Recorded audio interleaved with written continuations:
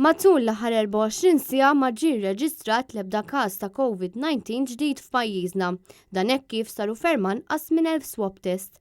Min-naħa l-oħra sa nofsinhar tas-Sibt fiequ 3 persuni.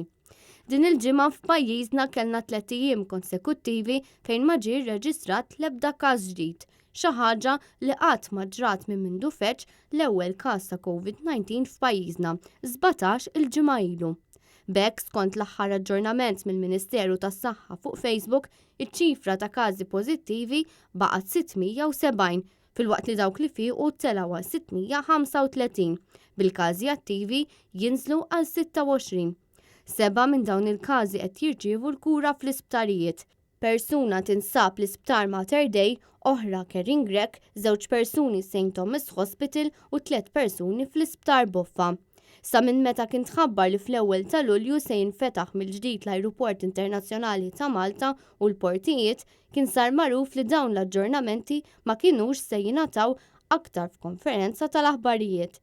Fil-fatt minn dakinhar l-uniċi ċifri dwar il-COVID-19 f'Malta qed jingħataw biss fuq il-midja soċjali, magħhom ftit li xejn qed tingħata informazzjoni addizzjonali.